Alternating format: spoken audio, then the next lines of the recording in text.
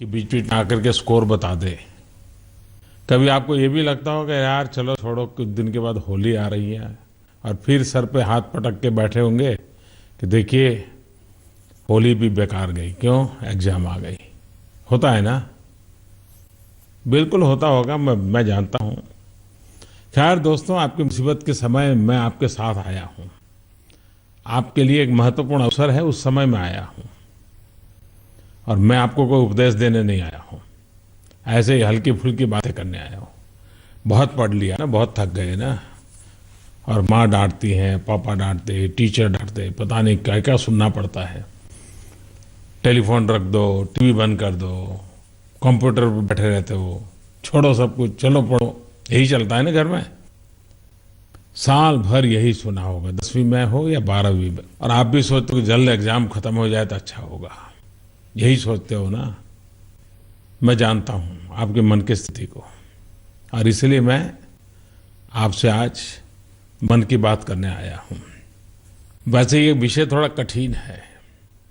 आज के विषय पर माँ बाप चाहते होंगे कि मैं उन बातों को करूँ जो अपने बेटे को या बेटी को कह नहीं पाते हैं। आपके टीचर चाहते होंगे कि मैं वो बातें करूँ ताकि उनके विद्यार्थी को वो सही बात पहुँच जाए, और विद्यार्थी चाहता होगा कि मैं कुछ ऐसी बातें करूँ कि मेरे घर में जो प्रेशर है वो प्रेशर कम हो जाए। मैं नहीं जानता हूँ मेरी बातें किसको कितनी कम आएगी, लेकिन मुझे संतोष होगा कि चलिए मेरे युवा दोस्तों के जीवन के महत्वपूर्ण पल पर मैं उनके बीच था, अपने मन की बातें उनके साथ गुनगुना रहा था। बस इतना सा ही मेरा इरादा है।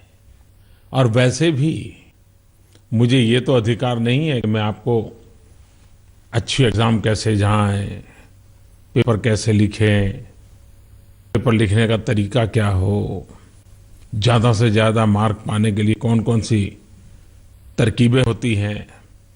क्योंकि मैं इसमें एक प्रकार से बहुत ही सामान्य स्तर का विद्यार्थी हूँ, क्योंकि मैंने मेरे जीवन में किसी भी एग्ज़ाम में अच्छे परिणाम प्राप्त नहीं किए थे। ऐसे ही मामूली जैसे लोग पढ़ते हैं वैसे ही मैं था, और ऊपर से मेरे तो हैंडराइटिंग भी बहुत ख़राब थे। तो शायद तो कभी कभी तो मैं इसलिए भी पास हो जाता था क्योंकि मेरे टीचर मेरा पेपर पढ़ ही नहीं पाते होंगे। खैर वो तो अलग बातें हो गई, हल्की फुल्की बातें हैं। लेकिन मैं आज एक बात जरूर आपसे कहना चाहूँगा कि आप परीक्षा को कैसे लेते हैं, इस पर आपकी परीक्षा कैसी जाएगी ये निर्भर करती है।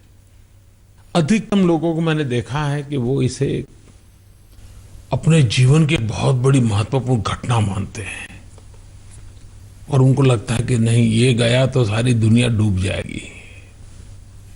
दोस्तों, दुनिया ऐसी नहीं है, और इसलिए कभी भी इतना तनाव मत पालिए।